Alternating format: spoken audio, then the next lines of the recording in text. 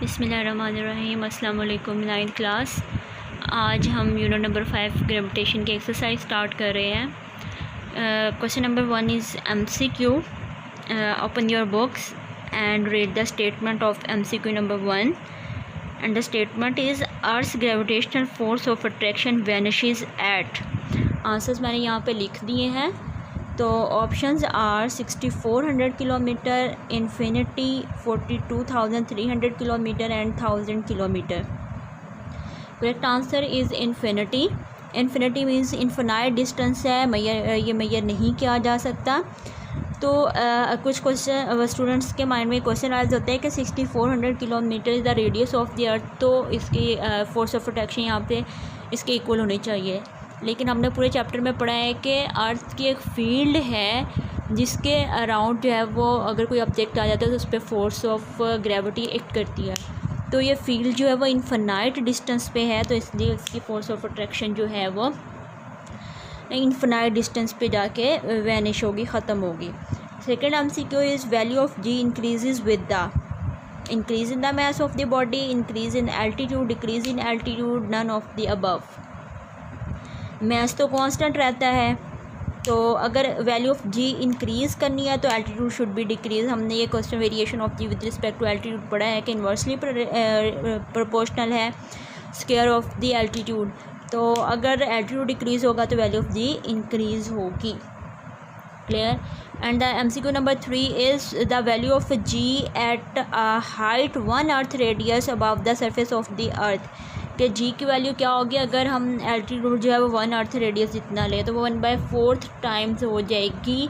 हम लोगों ने इसको टॉपिक में देखा था, सॉल्व भी किया था ये किस तरह से आता है।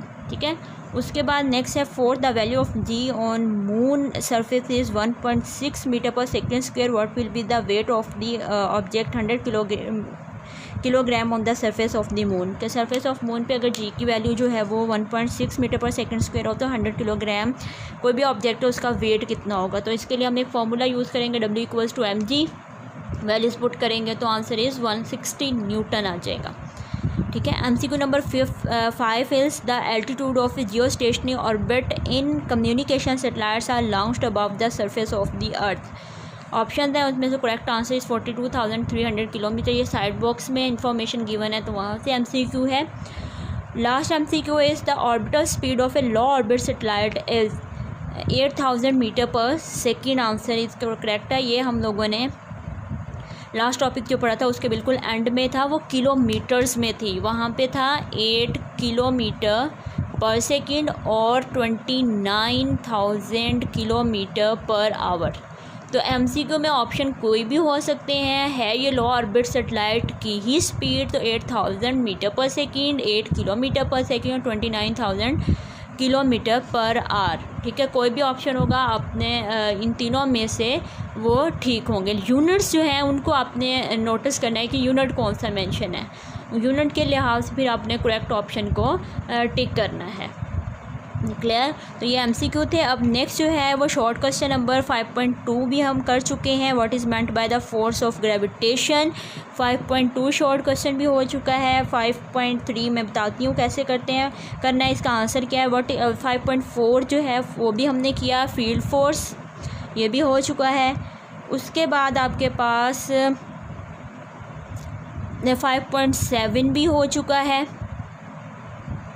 उसके बाद आपने देखना है कि जो आपने आंसर कर लिया 5.11 मैं आंसर बताती हूँ। 5.12 एंड 5.13 भी हो चुका है, 5.14 भी हो चुका है, 5.16 भी हो चुका है। ठीक है। तो ये आपने क्वेश्चन जो है वो खुद से करने हैं, ये किए हुए हैं चैप्टर के अंदर से, इसके आंसर आपने अच्छे से लर्न कर लेने हैं। शॉर्ट क्वेश्चन नंबर 5.3 उसके स्टेटमेंट है, do you attract the earth or the earth attracts you. Which one is attracting with the large force, you or the earth. इसमें क्वेश्चन है कि क्या अर्थ आपको अट्रैक्ट करती है या आप अर्थ को अट्रैक्ट करते हो। दोनों में से किसकी फोर्स ऑफ अट्रैक्शन ज़्यादा है, आपकी या अर्थ की। इसमें हमने रीज़न बतानी है कि क्यों ज़्यादा है फोर्स। तो इसका आंसर जो है वो इस तरह से आप लिखोगे, according to law of gravitation. Start करने से पहले लिखोगे according to law of gravitation we and earth both attracts each other. ये यूनिवर्सल लॉ है कि हर चीज़ जो यूनिवर्स में एक दूसरे को अट्रैक्ट करती है, तो हम भी अर्थ को अट्रैक्ट करेंगे, अर्थ भी हमें अट्रैक्ट करेगी। But the earth attracts us with the very large force due to the इसके मेन रीज़न क्या है, due to the very large mass of the earth, कि अर्थ का मैस सबसे ज़्यादा, इसलिए अर्थ की फोर्स ऑफ अट्रैक्शन भी क्या होगी, ज़्यादा होगी। नेक्स्ट है 5.5, why earlier scientist could not guess about the gravitational force, कि ग्रेविटेशनल फोर्स का कॉन्सेप्ट जो है वो न्यूटन से पहले जो साइंटिस्ट थे उन्होंने क्यों नहीं दिया, और वो क्यों नहीं आइडिया उन्होंने इसका दिया, क्यों नहीं वो उसको एक्सप्लेन कर पाए। इसका आंसर यह है कि क्योंकि हम लोगों ने पढ़ा है कि the force of gravitation is a very weak force, ये बहुत वीक फोर्स है, इसकी वजह से जो ओल्ड एज साइंटिस्ट थे उनके पास इतने सेंसिटिव इंस्ट्रूमेंट्स नहीं थे to detect such a small values. तो इसका आंसर लिखोगे as the gravitational force is a very weak force, scientist of old age do not have sensitive instruments to detect the such a small forces, के small forces को detect करने के लिए उनके पास sensitive instruments नहीं थे कि उन वीक फोर्सेस को भी डिटेक्ट कर पाते। क्वेश्चन नंबर 5.6 है, how can you say that gravitational force is a field force, कि ग्रेविटेशनल फोर्स फील्ड फोर्स कैसे है। तो इसका आंसर है gravitational force exist all around the earth, it is acting on a body whether the body in contact with the earth or not, so we can say that the gravitational force is a field force. कि हम लोगों ने पढ़ा है कि gravitational force अर्थ के around एक field है, उस फील्ड में कोई भी ऑब्जेक्ट आ जाता है तो अर्थ की ग्रेविटी उस पर एक्ट करती है, बेशक वो ऑब्जेक्ट जो है वो अर्थ के कांटेक्ट में है या नहीं है, इसलिए हम इसे कह सकते हैं कि ये फील्ड फोर्स है। 5.8 है, why law of gravitation is important to us, इसको आपने पॉइंट्स के फॉर्म में लिखना है कि law of gravitation is important because it is use to calculate the force of attraction between two objects, हमने इसको यूज़ किया था to calculate the magnitude of force present between two objects. It is also use to calculate the mass of the earth. The whole of our universe is based on the gravitation, that is why law of gravitation is very important to us. Class, next question 5.11, and the statement question is can you determine the mass of our moon, if yes then what you need to know, कि क्या हम मास of moon को calculate कर सकते हैं, अगर yes तो हमें उसके लिए क्या क्या रिक्वायर्ड होगा, कौन कौन सी वैल्यूज़ रिक्वायर्ड होंगी। तो इसका आंसर जो है ये है yes we can determine the mass of moon by using the law of gravitation. जब मैंने टॉपिक पढ़ा था मास ऑफ अर्थ वाला तो उसमें मैंने बोला था कि अगर हमारे पास इंफॉर्मेशन मौजूद हो तो बाय यूजिंग सेम फार्मूला हम किसी भी प्लैनेट का मास जो है वो कैलकुलेट कर सकते हैं। तो yes we can determine the mass of moon by using the law of gravitation, by same method I use to calculate the mass of the earth. Formula यही होगा, mass of moon equals to GMR square over G. For this purpose we need to know the values of gravitational constant G, radius of moon and the value of gravitational acceleration G at the surface of moon. Clear?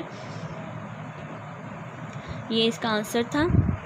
Next question 5.16, question is on what factors the orbital speed of satellite depends. इसका answer topic जब हम पढ़ रहे थे तब भी बताया था, और उसका जो है आंसर लिखा हुआ है यहाँ पे, नोट कर लें आप लोग कि as we know that by this formula V naught equals to GHR plus H, formula of the orbital speed लिखेंगे। From this formula it is clear that the orbital speed depends upon the gravitational acceleration and the distance from the centre of the earth. ठीक है, important short question है। Last question है 5.17 के why communication satellites are station at geostationary orbits.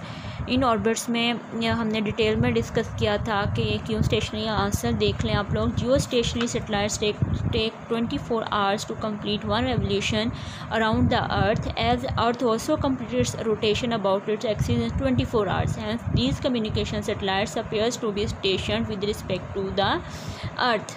Clear? तो ये आप लोगों के शॉर्ट क्वेश्चन थे जो कि आज कंप्लीट हो चुके हैं। ये आप लोगों की नोटबुक्स पे राइट होने चाहिए, और इंशाल्लाह हम नेक्स्ट जो है वो न्यूमेरिकल स्टार्ट करेंगे।